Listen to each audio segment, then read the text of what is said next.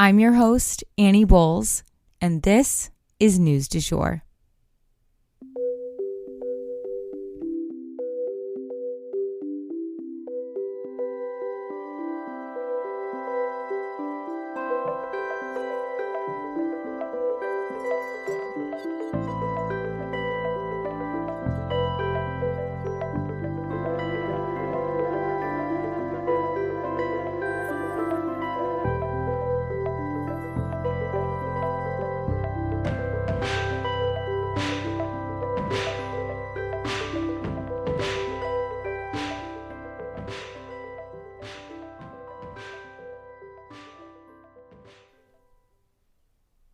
Hey everyone, happy Thursday and welcome back to the News du Jour. If there's anyone tuning in from the AAUW brunch yesterday, I just wanted to say welcome, or anyone who's new really, welcome to the podcast. I want to let you guys know that we have a slightly different format right now from our usual News du Jour because Ukraine is obviously the biggest thing going on in the world right now. So most of our episodes are kind of dominated by Ukraine news, but we are covering other things as well. And News du Jour covers everything from business to celebrity stuff to, the most pressing news going on, like the war. So you're going to get a little bit of everything here. And I just wanted to say welcome. And without further ado, we'll go ahead and jump into the news because I like to keep this brief for you guys so that you can get on with your day. I know everyone has so many things that they're juggling in this modern era. And anywho, we'll get started. So first up, to do with Ukraine today, accusations of abuse. So there is reportedly a video going around that's showing Ukrainian troops shooting Russian captives in the legs as well as beating them. To be clear, I have not personally seen this video. I've just heard about it. But if it were real, this would be a huge violation of POW rights and international law. We are all to treat prisoners of war with the utmost respect, no matter what. That said, Russians love their propaganda. And this is just the type of thing that might really rally support around their cause, or at least garner them a little sympathy. The commander-in-chief of Ukraine's armed forces claimed that the video was indeed staged by Russians. That said, the government of Ukraine does plan to investigate the situation thoroughly anyway. They stated, quote, "We are a European army and we do not abuse our prisoners. If this turns out to be real, this is absolutely unacceptable behavior," end quote.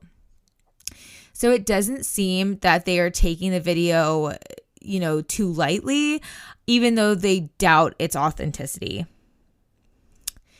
They went on to say that if they did discover that the video were real, they would hold the specific troops involved responsible in a court of law. So we'll definitely keep you guys posted on this. And next up in news related to Ukraine, did Putin get misinformation from his own advisors? So according to declassified U.S. reports, there's been this growing tension between Putin and his own top advisors. It seems that the reason behind this is that they have not been fully truthful with Putin. Why is that? Well, it's because in a dictatorship, like we see in Russia, there can be grave consequences for disappointing a leader like Putin. And on top of that, he does not favor anyone who tells him no or that he's wrong. So these types of leaders tend to be surrounded by yes men who simply sugarcoat things that are going down to keep the head leader happy. And you can bet that there is none of that going down here at Sugar-Free Media. We like our facts straight up. But Putin is essentially getting false intelligence from his own military leaders because they were afraid to tell him how things were not going well for them in Ukraine. And now he's been left with this kind of false sense of confidence.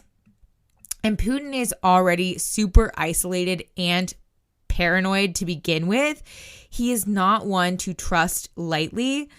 So the fact that his like closest inner circle is lying to him is pretty rough.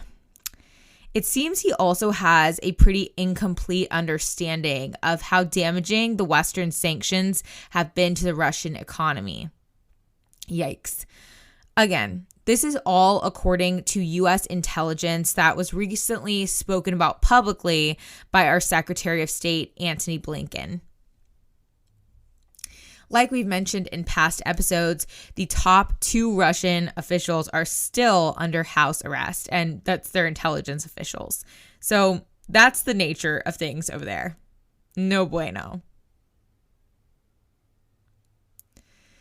So next up, this is a really interesting situation, at least to me.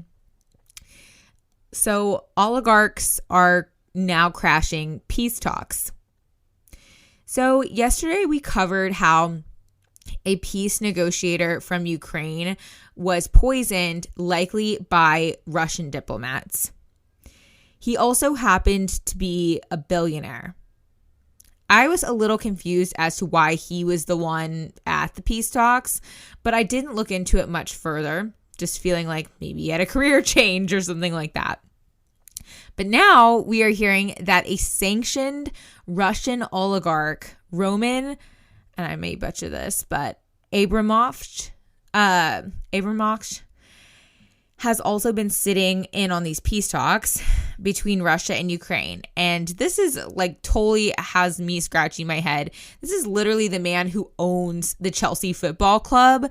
He's worth $14.5 billion. What the heck is he doing at a diplomat's table?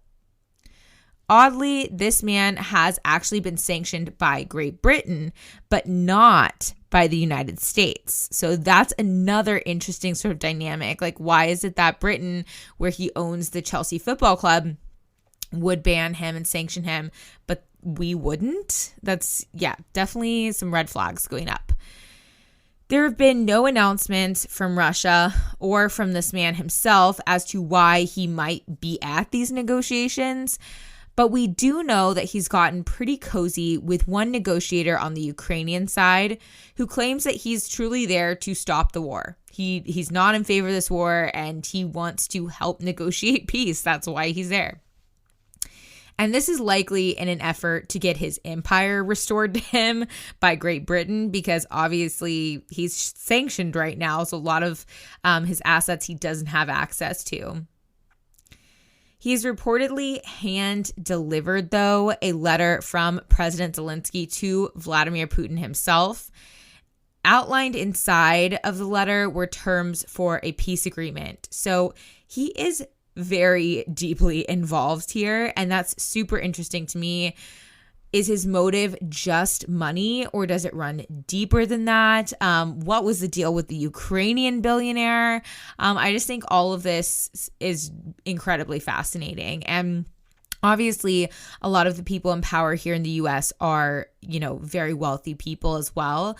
It's just interesting to see, it's like as if Jeff Bezos was sitting in on diplomacy things. Like, that just seems kind of like a non sequitur. So who knows what the real motivation might be, but it's certainly fascinating and a ripe situation for a conspiracy rabbit hole dive.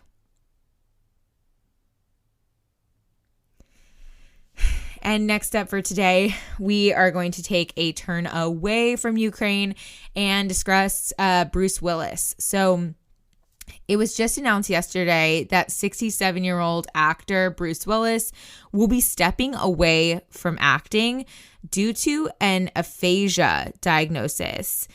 This is a brain condition often associated with trauma to the head, but it affects the brain's language center that processes and produces speech. This sad news was conveyed by his ex-wife and mother of 3 of his children, Demi Moore, via an Instagram post. So if you want to read that, you can head over to Demi Moore's Instagram page, and it was posted alongside a very playful picture of Bruce Willis in a bathrobe with sunglasses on. So I am wishing the best for him and his family, and I hope this is something that he can recover from. Additionally, I wanted to give you guys a little update on the whole Will Smith situation while we're on the topic of celebrity news. The Academy has decided to move forward with disciplinary proceedings against Will Smith over his very public assault on Chris Rock last Sunday. They claimed that they actually asked Mr. Smith to leave the event following his behavior, but Mr. Smith refused. And thus, they've put out a statement now saying, quote, Board of Governors today initiated disciplinary proceedings against Mr. Smith for violations of the Academy's standards of conduct, including inappropriate physical contact, abusive or threatening behavior, and for compromising the integrity of the Academy, end quote. So I guess we'll just have to wait and see what all of this means exactly, if he's going to actually have some kind of punishment, and exactly how that will be decided. If I hear anything on the subject, though, I will definitely keep you guys posted, so stay tuned. And that is the news du jour. Today, I wanted to leave you guys with the quote, "Those who don't believe in magic will never find it."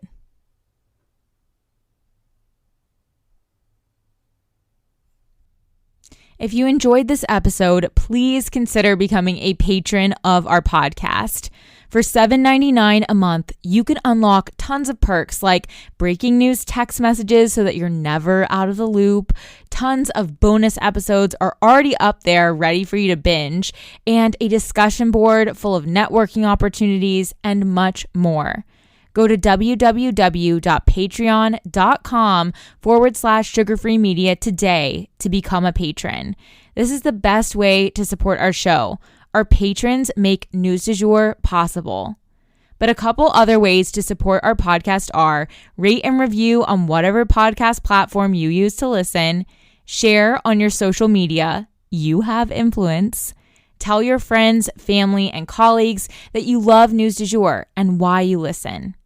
You can also follow us on social media under sugarfreemedia.co on Instagram, just sugarfreemedia, all one word, on TikTok, and sugarfree_media on Twitter.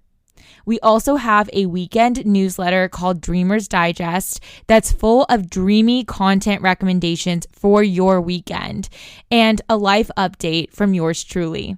Sign up today on our website, www.sugarfreemedia.co. Our music is by Joey Lavoie and Nicholas Foster. Our cover art is by Hannah Pierce Photography. Our Sugar Free Media logo is by Catherine Jezik Designs. Any twinkling or little footsteps you might hear in the background are by my dog, Rhett. He's a rescue pup and always records with me. We appreciate you listening and look forward to telling you about the news again next time on News du Jour.